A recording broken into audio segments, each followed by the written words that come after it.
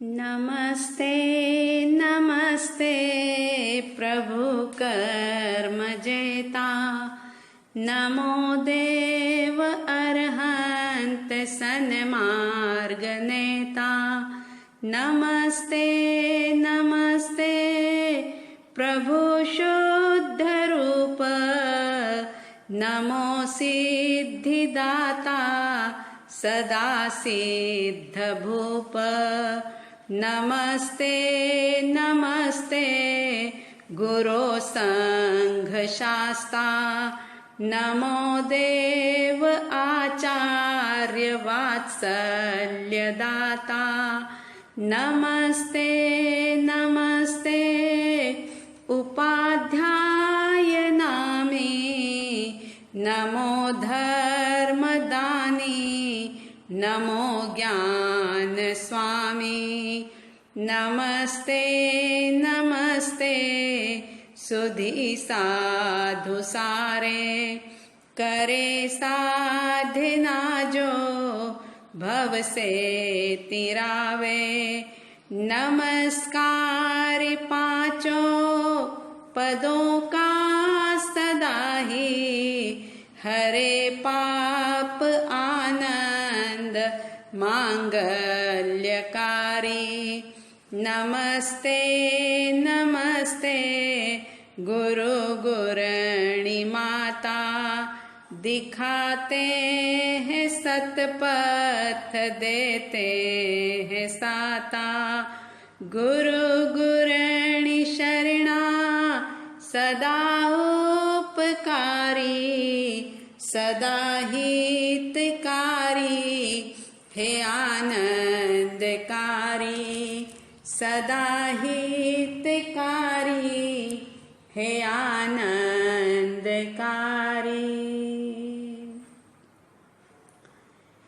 परमात्मा ऋषभदेव भगवान की स्तुति आचार्य मानतुंग सूरी जी महाराज कर रहे हैं, और जिसके माध्यम से उन्होंने स्तुति की, उनके वे शब्द, वो स्तोत्र भक्तामर के नाम से प्रसिद्ध हो गया। इस भक्तामर स्तोत्र के 43 श्लोक संपन्न हुए थे। 44वें श्लोक में आचार्य भगवंत अपने भीतर के भाव प्रस्तुत करते हुए कहते हैं, अम्भो निधौ क्षुभित भीषण नक्र चक्र, पाठीन पीठ भय दोल्वण वाणवाग्नौ, रंग तरंग शिखर स्थित यान पात्रास, त्रासं विहाय भवतः स्मरणाग्रजन्ति।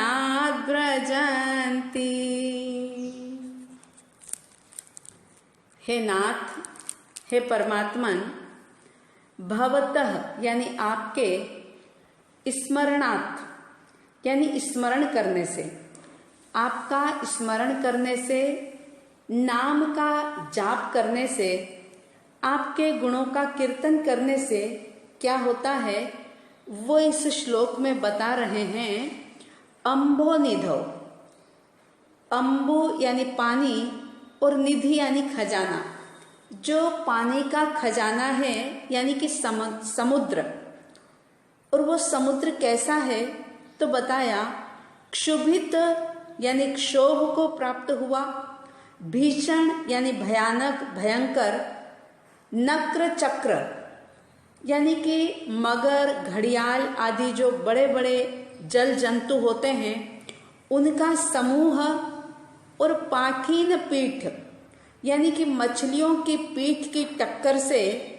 भयद यानी भयंकर, उल्वण यानी प्रकट हो रहा है, वड़वाग्नव यानी वड़वानल से युक्त ऐसा समंदर। और क्या हो रहा है उसमें तो बताया, रंगत तरंग शिखर स्थित यान पात्रा, उछलती लहराती लहरों के शिखर पर डगमगाते हुए जहाज वाले, यानी कि जो लोग जहाज में सवार है उनकी वो नौका, उनका वो जहाज जो कि उछलती लहराती लहरों के शिखर पर डगमग डगमग डोल रहा है, और त्रासम यानी भय को, घबराहट को ऐसी स्थिति में भी, क्योंकि जब ऐसी स्थिति हो कि समंदर के अंदर वड़ वानर लग गई हो और बड़ी बड़ी मछलियों की आपस में पीठ से टक्कर के कारण से भयंकर वड़ वानर प्रकट हो गई हो, और जिस समंदर के अंदर भयंकर मगरमच्छ, बड़े बड़े घड़ियाल आदि जंतु हो, और ऐसे समंदर पर जिसमें बड़ी बड़ी लहरें आ रही है, और उन लहरों के शिखर पर जो जहाज चल रहा है वह डावाडोल हो रहा है, वो बिल्कुल डूबने को तैयार है। ऐसी स्थिति में हर किसी का भयभीत होना स्वाभाविक है। लेकिन आचार्य मानतुंग सूर्य जी महाराज पूर्ण विश्वास के साथ कह रहे हैं, त्रासम विहाय, यानी ऐसी परिस्थिति में भी भय को, त्रास को, घबराहट को विहाय यानी छोड़ करके व्रजंती यानी कि किनारे पर चले जाते हैं। कौन? भवतः स्मरणात्, यानी आपका जो स्मरण करते हैं। कहने का अभिप्राय यह है कि जो परमात्मा के नाम का स्मरण करते हैं वे लोग जल के भय से भी रहित हो जाते हैं। जिस महासागर में विकराल काल के समान महामत्स्य, बड़े बड़े मगरमच्छ उछल रहे हो, और वड़वानल कहते हैं समंदर की आग को। जंगल में जो आग लगती है उसको दावानल कहा जाता है, और समंदर के अंदर जो आग लगती है उसको वड़वाग्नि कहते हैं। तो वड़वानल जिस समंदर के अंदर लगी हुई है, और उस वड़वानल से जिसका पानी उबल रहा है, तेज गरम है, उबाले आ रहे हैं जिसके अंदर, ऐसे उबलते हुए पानी के उत्ताल तरंग महासागर में जिसका जहाज फंस गया हो, ऐसा व्यक्ति या ऐसा भक्त जब परमात्मा के नाम का स्मरण करता है, प्रभु के गुणों का कीर्तन करता है, उनके नाम का जाप करता है, तो ये बात निश्चित है कि बिल्कुल सहजता और सरलता से सभी प्रकार की पीड़ाओं को, बाधाओं को, संकटों को पार करके सुख के साथ, आनंद के साथ वह तट पर यानी किनारे पर पहुंच जाता है। मतलब ये कि जो भी कोई भक्ति के साथ परमात्मा का नाम स्मरण करता है, वो समंदर के अंदर रहते हुए भी, और कैसी भी स्थिति में समंदर हो, लेकिन वह व्यक्ति, वो भक्त पूरी तरह से जल के भय से भी मुक्त हो जाता है। अगर हम इसका अर्थ अपने जीवन के साथ जोड़ें और थोड़ा आध्यात्मिक चिंतन करें, तो हम ये कहेंगे कि ये संसार, ये दुनिया जो एक समंदर है, निश्चित रूप से ये संसार एक समंदर है। शास्त्रों के अंदर संसार को भवसागर कहा है, भवों का समंदर है ये। और इस संसार रूपी समंदर के अंदर आपका, हमारा, सबका जीवन जो है, जिसे हम एक जहाज कह सकते हैं, और हम अपने लक्ष्य को पाने के लिए, अपनी मंजिल को प्राप्त करने के लिए, अपने गंतव्य स्थान पर जाने के लिए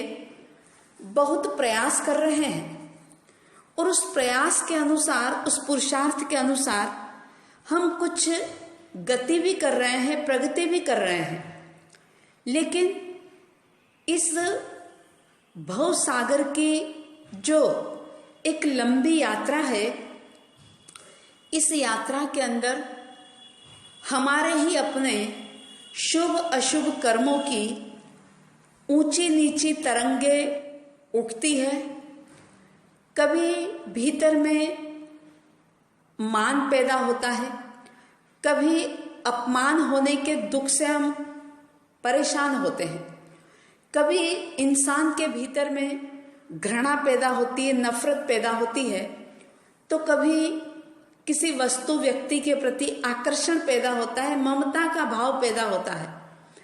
और इस प्रकार की जो मानसिक स्थिति इंसान की बनती है, यूं समझो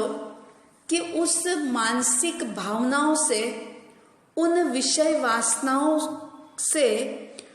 एक प्रकार से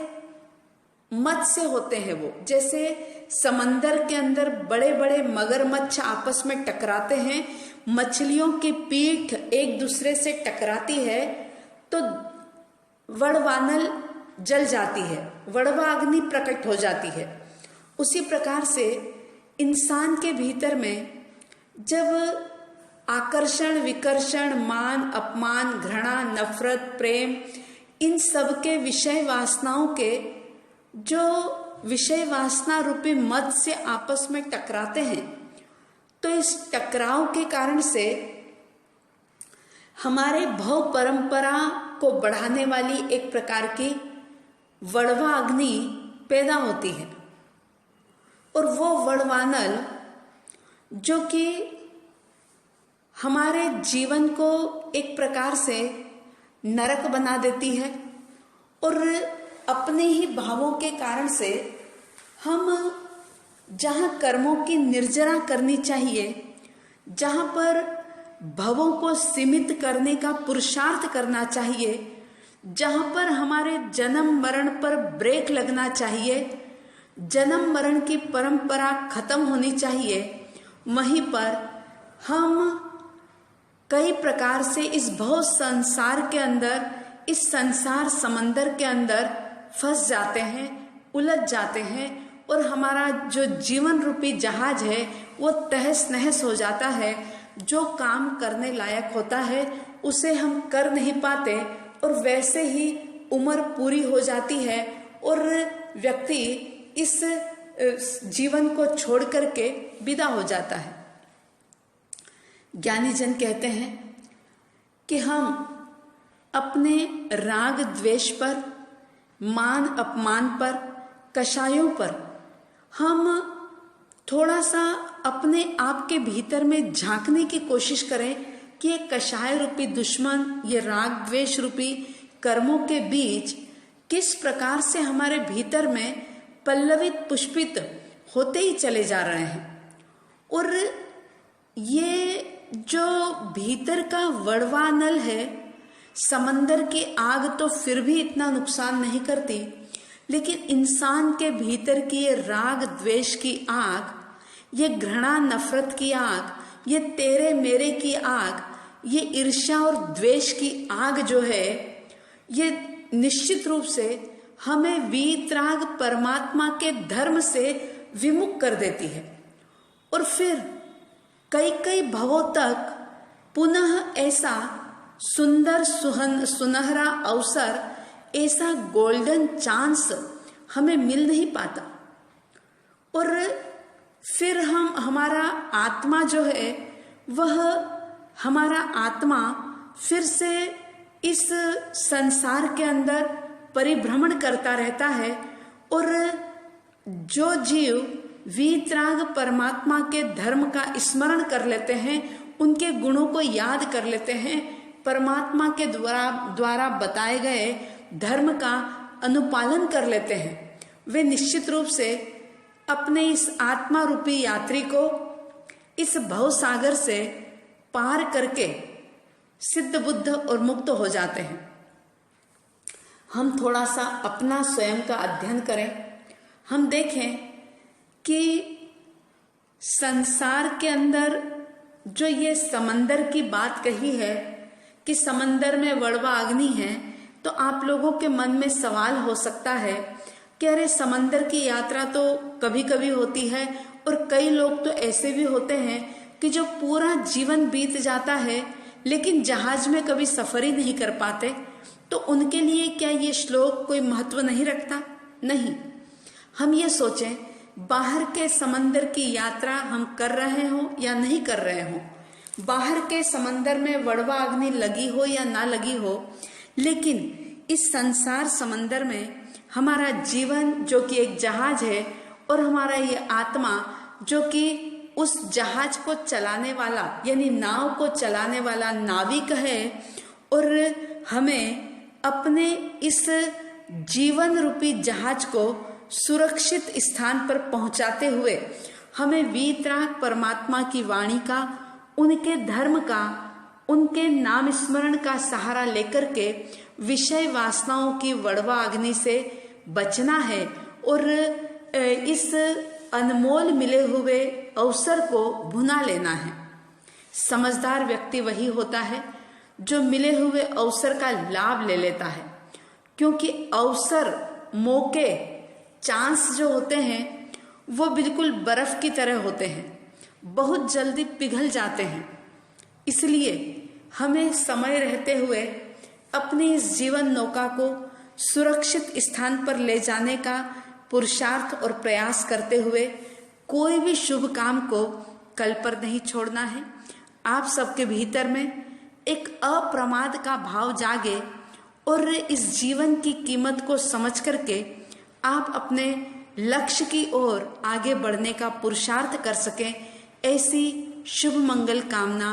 और प्राणी मात्र इस संसार के अंदर सुख को, आनंद को प्राप्त करे, ऐसी साध्वी द्वय की तरफ से हार्दिक हार्दिक सद्भावना। सुखी रहे सब जीव जगत के, कोई कभी न घबरावे, वैर पाप अभिमान छोड़ जग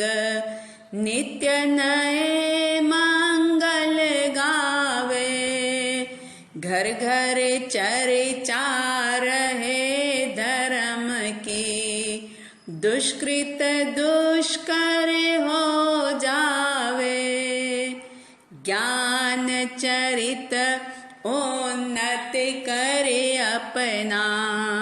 मनुज जन्म फल सब पावे। मनुज जन्म फल सब पावे। इन्हीं शुभ और मंगल भावनाओं के साथ